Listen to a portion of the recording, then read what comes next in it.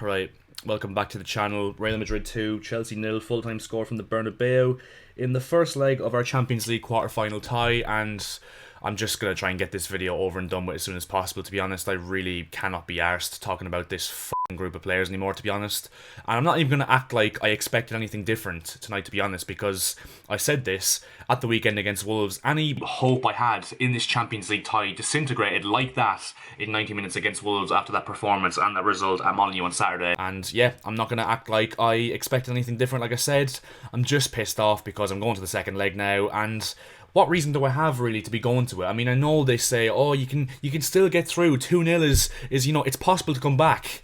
Do you have any sort of fucking ounce of hope in this team? Do you really at this stage? Have they not put you through enough? Have you not expected enough from this team? And how many times do you have to be let down by this fucking team before you actually take the hint and realise we are not going through next week? Not a fucking chance. It's actually the second game in a row I'm fucking pissed off with this team. I don't get pissed off at this team that often, but they're actually bringing me to the brink of fucking mental breakdown on camera. I'm not even joking, like. And to be honest, right, I can accept Real Madrid.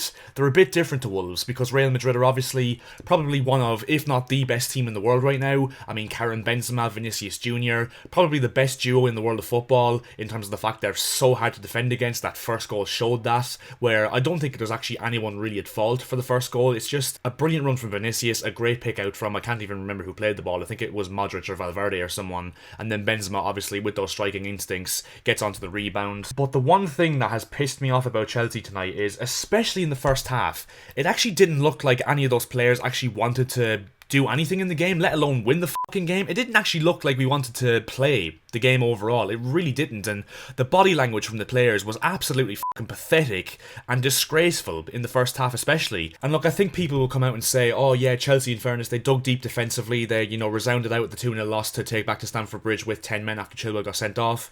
I disagree, to be honest. I think it was just a case of a game going stale, to be fair, and Real Madrid got that 2-0 lead, and yes, obviously, probably they will be upset that they didn't get 3 or 4, given the way the game went, but I think they'll probably just take it, knowing the fact that we are not going to put a glove on them in the second leg. I think it's fair to say, even with the Stamford Bridge atmosphere. And yet, to be honest, like I said, it was just a team that, in my opinion, did not look like, in terms of their body language, that they actually wanted to, you know, even threaten Real Madrid in the slightest. I think we were completely lost in the final third. We actually looked like a team who actually could not attack, absolutely clueless in the final third, in terms of the fact that, you see, you know, the fact when we got into the final third and then it was like, okay, now what? It's like, are they even being coached? Do these players actually... I think it's just, like I said against Wolves at the weekend, I think it's a team that look absolutely fucking lost at this moment in time. They look like they've been dropped into a fucking deserted island and don't know where the to go or what to do. And look, I think in terms of the lineup we put out at the start of the game, I was actually happy enough with it, given the fact that with a 3-5-2, I think it gave us the opportunity with those 3 in midfield of Enzo, Kovacic and Kante to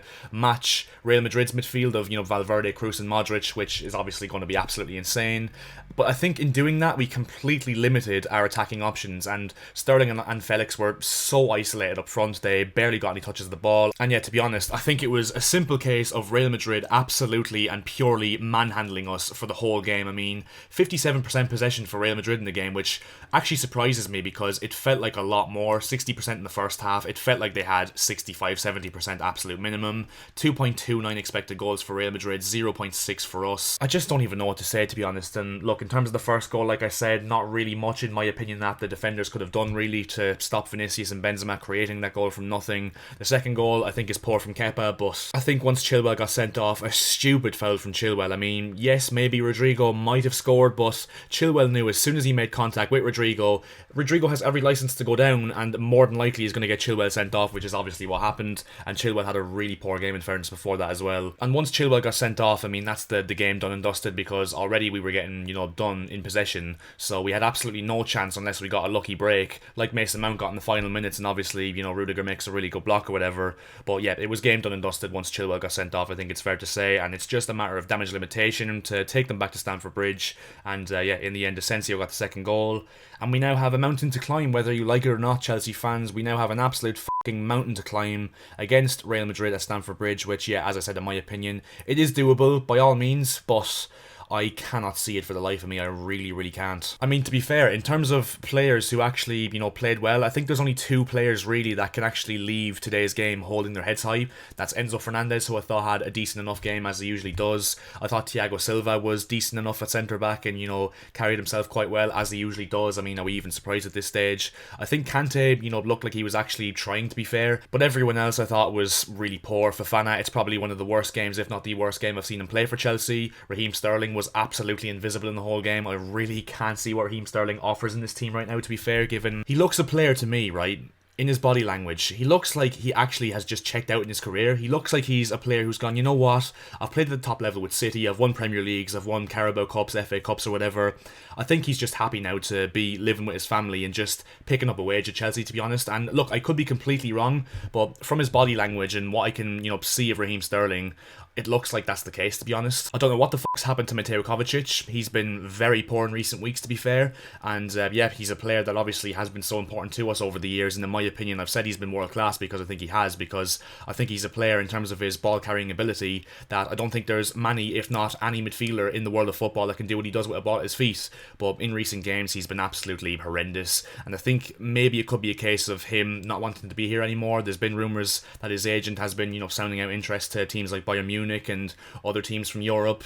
It wouldn't surprise me whatsoever if he's kind of just clocked out mentally. And yeah, I mean, one thing as well, I don't know what Mykhailo Mudryk has to do to get on the pitch, and Frank Lampard literally said before the game, Mykhailo Mudryk and Kai Havertz will play important roles in this game. And look, maybe the red card from Chilwell affected, Mudryk being substituted. Yes, you bring on Kai Havertz because he gives you a little bit of legs when you're already, down and out with the tie, and, maybe he helps you to seal out the tie, and he's more capable maybe winning aerial duels if you need to knock a ball up to him. But I just think that with the pace of Mudryk against tired legs in that Real Madrid defence, that were controlling the game and playing a high line, I think Mudryk, if he clicked today, would have caused them problems. And, even if he didn't, it's worth a try, to be honest. And he's a player that gets me on the edge of my seat, would get the fans on the edge of their seats because obviously they want to see him play more.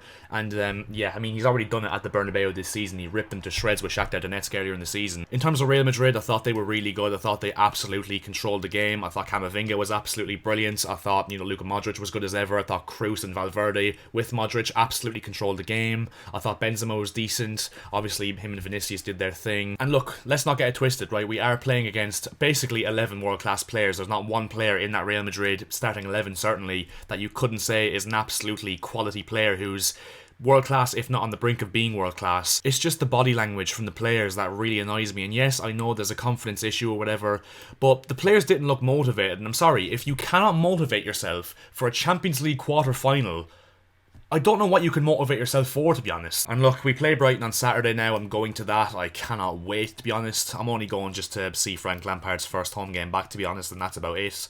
I can't see us winning it, to be honest. I think we'll probably draw 1-1, heard it here first.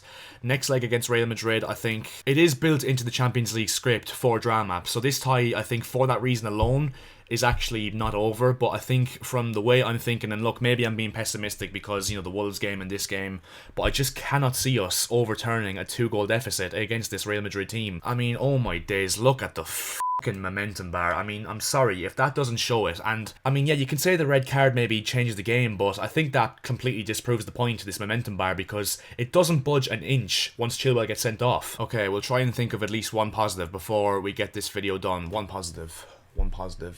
Oh shit, I know. The season's nearly done. That's one fucking positive at least. My days, I cannot wait for next season. I cannot wait to have a break from this fucking football club over the summer, and maybe we'll get a bit of excitement and get carried away again with the transfers that we make potentially. And you know what? I'm actually more excited about us selling players than signing players this summer, to be honest. I want at the very least, 10 of these fuckers gone. But yeah, I don't know what else to say, to be honest. I would sum up this performance from Chelsea as extremely sloppy. We didn't look like we could keep the ball. We didn't look like we could string 5 passes together. Looked absolutely toothless and clueless as to what to do in the final third. And yeah, just, I'd say disappointing, but it's really not because I expected this, to be honest. And like I said, I'm not going to even try and pin my hopes in this team anymore. And yeah, anything this team does even half well between now and the end of the season will be a bonus from my perspective. I mean, I honestly think we'll only win 2 games maximum between now and the end of the season. But yeah, Chelsea fans, let me know in the comment section below how you guys are feeling and your thoughts on the game, and whether or not you are blinded by the hope that we could potentially come back in the second leg. The reason I say blinded is because I'm fairly sure 99.9% 99.999% of you are on the same page as me with this one. And yeah, leave a like on the video if you did enjoy, subscribe to the channel if you're new. We're looking to hit 3,000 subscribers as soon as we possibly can, so you'd be an absolute legend. It'd help me get there as soon as possible and help to drown my sorrows in a non-alcoholical fashion if you can do that. So yeah, I'll see you guys in my next video, and yeah, chat to you later. Up the Chels.